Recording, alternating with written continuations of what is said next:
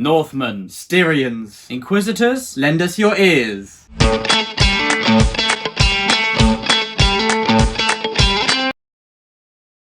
Welcome back to the channel. Hope you are doing well wherever you are. Today we're going to be talking about Ed's first law ranking, and that is why we're a bit off-centre today, because we need a bit of space on the side for Ed to rank his books while we have some pictures come up. I'm sure all of you understand, but I'll just go over the premise that Ed is going to rank the first law books from worst to best in his opinion. And worst, obviously, we love all of Jabbercrombie's books. Yeah, I don't like that word. So worst is still a great book, isn't it? Yeah. When it comes to Jabbercrombie. Tell you what, a bad Jabbercrombie book is still a 5-star book. So there are 10 in the First Law world. So there is the original trilogy, 3 standalones, the last trilogy, Age of Madness, but also a short story collection. So I think let's get right into it. So I'm going to predict what I think it will go in, and then Ed will say what it actually is. So I predict that your lowest one is going to be Sharp Ends. Okay. So 10 Sharp Ends. My lowest one is actually The Wisdom of Crowds. I'm sorry to say this. It just didn't hit home for me, unfortunately. But yeah. But you still enjoyed it. Okay, so that's number 10. Okay, number 9. I'm going to say Sharp Ends again then. No, number 9 for me is actually A Little Hatred. I think it was such a shock being with these characters, and but I still really enjoyed it. But it was I was just sad. I was probably sulking the whole way through. I was saying, I miss Glockter, I miss Logan, I miss everyone. Okay, well, right. So already my list is going to be quite different when we do that in a week's time. But okay, right. Sharp Ends. It seems like you're enjoying it, so I'm going to go instead with Best Served Cold. I'm going to say this one actually is Sharp Ends. Oh wow. Yeah, I mean there are some short stories here that I read all the time. Like the opening Glockter story and the ending Logan one are fantastic. I also love any story with the Wirren of Bly in is a lot of fun. But yeah, so that is number 8. Oh yeah, there's some great short stories in there, isn't there? Oh, especially the ones with like where Glockter features. Oh yeah, brilliant, isn't it? Okay, so this is number 7, isn't it? Wow, 7. We're already quite a way through. I'm going to say Best Served Cold. Yes, correct. Ding. That's the first time I've done it. Best Served Cold, yeah, I think it's a great standalone. I mean, Nick Koska just steals the show for me. This is where we truly fall in love with Shivers as well. But yeah, no, it's a great book. I love it. It's kind of like very dark Count of Monte Cristo vibes, isn't it? Yeah, it definitely is. I mean, there's some great parts to it. Yeah, I mean, do you know, I think everyone mostly says this is their favourite standalone. It's the most popular one. But for me, the other two, just there are moments here which I'll just explain in a little bit. But as we said at the beginning, rise above the others, yeah. But just because it's lower, when it's all comparative, isn't it? And Jabbercrombie is probably one of your top 3 authors, isn't he? Same with me as well. Authors, yeah. He's the top. Okay, number 6. He's 1, 2, and 3. I'm saying Red Country. Ding! Yeah, yeah, very good. I mean, I'm on a roll. There are so many good moments in Red Country. I just think it peaks around the 3/4 mark.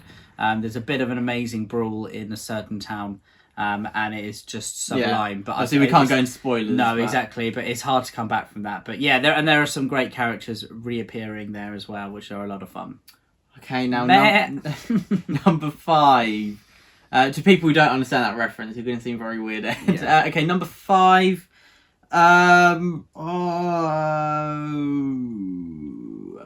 going to say The Blade itself. The Trouble with Peace. Trouble with Peace. I mean, this is when I really started to love the second trilogy. The Trouble with Peace, it takes those new characters and they really feel individual. There are some great moments. I mean, shout out to Leo watching some wrestling as well.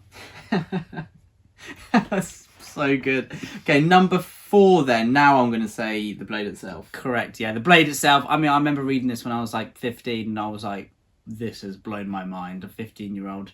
I felt just like I was in the dark depths of fantasy, and I was like, so I've never read anything like this before. They're all swearing and everyone's in the mud and all this kind of stuff. But it was eye opening, and it's amazing, and it's a book that I hold very dearly to myself, and it's got some amazing moments. Yeah, I think that a lot of people. It shows how good this list actually is to have Best Served Cold in number 4. Yeah.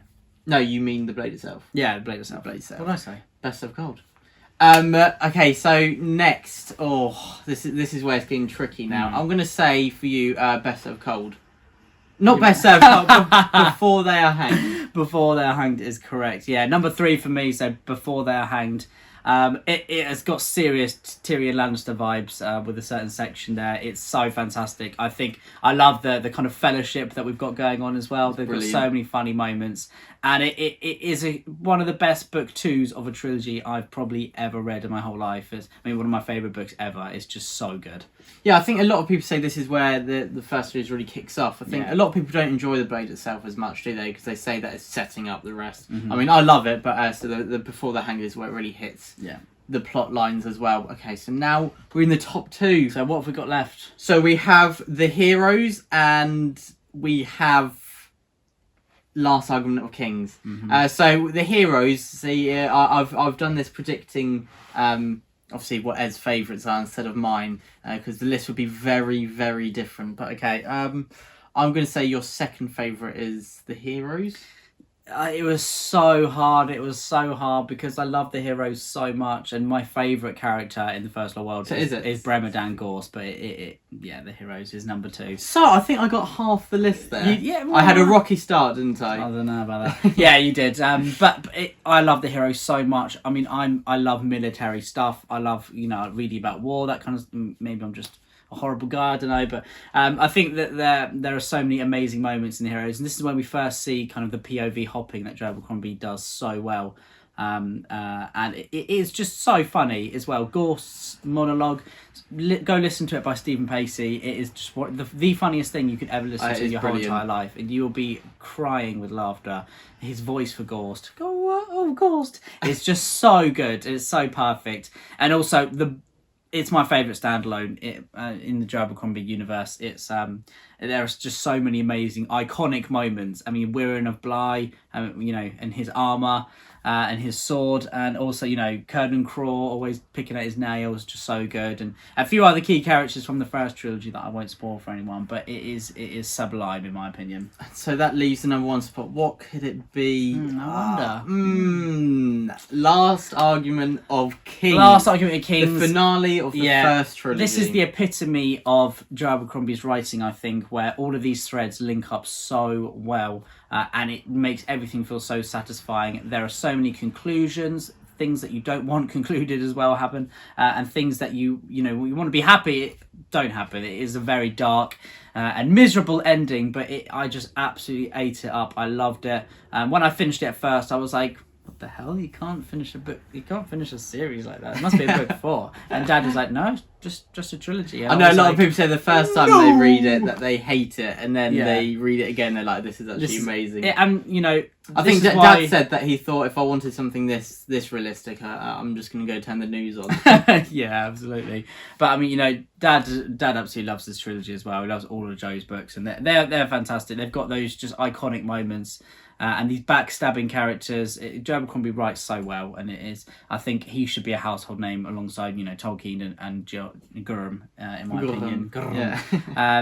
He's a genius in my opinion, and every single book on this list is so enjoyable. And The Last Argument of Kings is just kind of the epitome of that. Absolutely, it's the Pips the heroes to the post.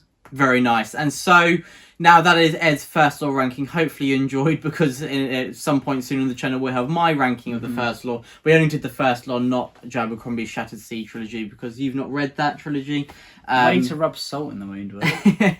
But it's not the First Law. I know. It's not the First Law. That's what I said. Okay? That's why we did First Law. It's not the First Law. All right. But hopefully you enjoyed, and let us know if you any feedback on how to do this layout. For next time, we would appreciate constructive criticism. Yeah, and please let us know in the comments below. What do you think of my list? What do you predict William's top 3 are going to be?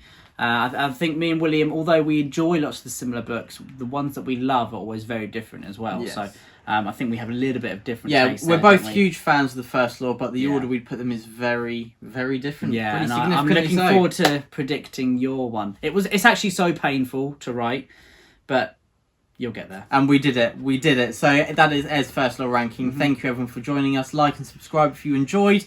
We've got links to our social medias and Patreon and stuff in the link in the description box below if you want to check that out. But thank you so much for watching. Truth and Courage, the Brothers Gwynne. A drink, a drink, a drink.